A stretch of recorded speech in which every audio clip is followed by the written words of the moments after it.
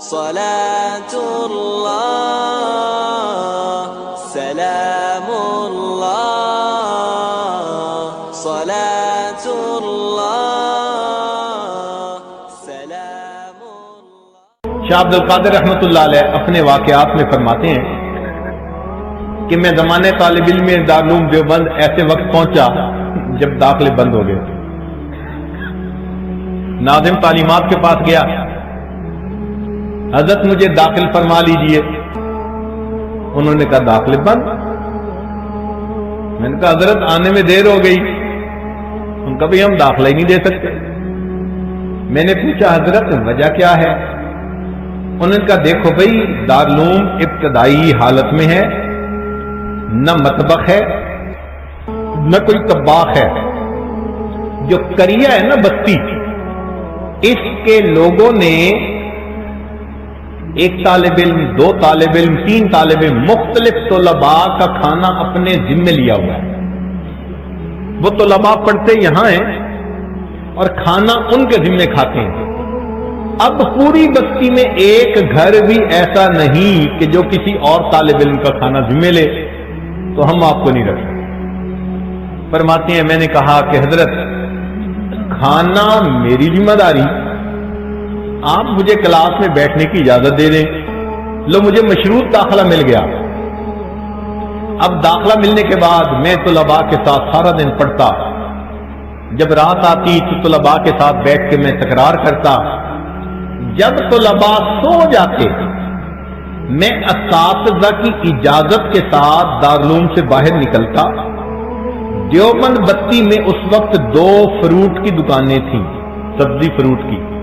میں وہاں چلا جاتا، کبھی تربوز کا چھلکے، کبھی خربوزے کے چھلکے، کبھی امرود کے چھلکے، کبھی سیب کے چھلکے۔ میں وہ چھلکے اٹھا کے لاتا، ان کو دھو کے پاک صاف کر لیتا اور ان کو بیٹھ کے کھا لیتا۔ یہ میرا 24 گھنٹے کا کھانا ہوتا۔ میں نے سارا سال پھلوں کے چھلکے کھا کر گزارا کیا، اپنے سبق میں ناغہ نہیں ہونے دیا۔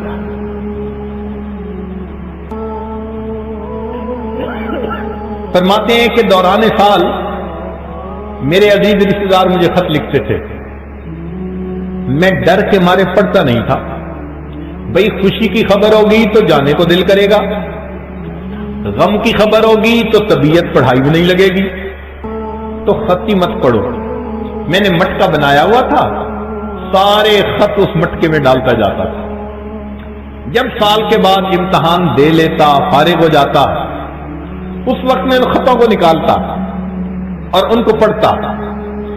تو ان کو پڑھنے سے میں فہرست بناتا، فلاں کو خوشی ملی، فلاں کو غم ملا، فلاں بیمار، فلاں کے بیٹا ہوا، فلاں کا یہ ہوا۔ پوری فہرست بنا کے میں اپنے واپس گھر آتا اور سب رشتہ داروں کے پاس جاتا، خوشی والوں کو مبارک دیتا، غم والوں کی تعزیت کرتا یا پرسہ کے الفاظ کہتا، جیسا بھی تھا۔ لوگ مجھ سے بڑے خوش ہوتے کہ اس بچے نے ہمارے خط کو 1 سال یاد رکھا، حالانکہ میں نے ان کے خط کو پڑھا ہی 1 سال کے بعد ہوتا تھا۔ یہ تو قریب کے زمانے کے بزرگ تھے۔ یہ تھے طلباء جو طلباء کہنے کے مستحق تھے۔ یہاں پر ایک سوال پیدا ہوتا ہے کہ کیا سارے ہی طلباء ایسے ہوتے تھے کہ پلے کچھ نہیں ہوتا تھا، نہ کھانا نہ پینا نہ بستر؟ نہیں، 5 انگلیاں برابر نہیں ہوتی۔ غرباء میں سے بھی تھے، امراء میں سے بھی تھے۔ چنانچہ امراء کی مثالیں سن لیجیے۔ عبداللہ ابن مبارک رحمۃ اللہ علیہ ایک ترکی تاجر کے نواسے تھے، اور ترکی تاجر کا پوری میراث ان کی والدہ کو ملی، اس کی اور اولاد تھی نہیں، تو یہ اپنے منہ میں سونے کا چمچ لے کے پیدا ہوئے تھے۔ ان کے والد نے ان کو پڑھنے کے لیے بھیجا تو اس نے 30,000 دینار سفر خرچ کے لیے دیے، 30,000 دینار، اور انہوں نے پھر 4,000 اساتذہ سے علم حاصل کیا۔ بہت پیسہ اللہ کے راستے میں خرچ کرتے تھے۔ انہوں نے اپنی پوری دولت علم کے حاصل کرنے میں لگا دی. پھر اللہ نے وہ مقام دیا کہ جب امام احمد بن حنبل سے ملنے کے لیے آتے تھے تو امام احمد بن حنبل اٹھ کر کھڑے ہوتے تھے, عبداللہ ابن مبارک کو اپنی مسند پر بٹھایا کرتے تھے.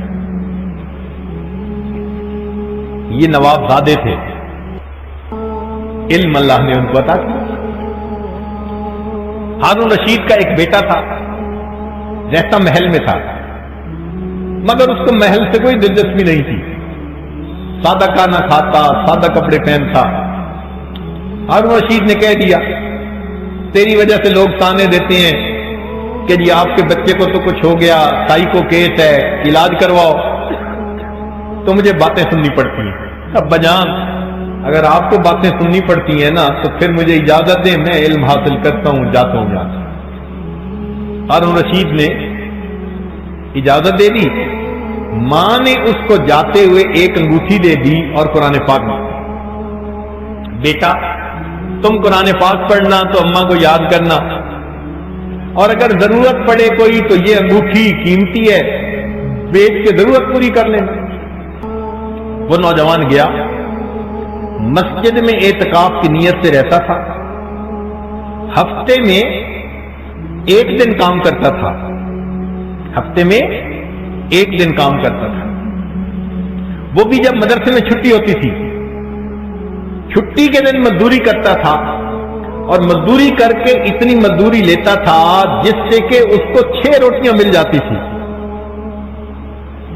ہر روز ایک روٹی کھاتا تھا, 24 گھنٹے گزارتا تھا, اور پھر 7ویں دن پھر مزدوری کر لیتا تھا. لوگوں کے گھر بناتا. اس شہزادے نے اس حال میں رہ کر, اختیاری تنگی تھی رزق کی, مگر اس نے اس حال میں رہ کر علم حاصل کرنے کو پسند کیا. تفصیل پڑھنی ہو تو حضرت شیخ الحدیث رحمۃ اللہ علیہ نے اس واقعے کو تفصیل کے ساتھ لکھا ہے.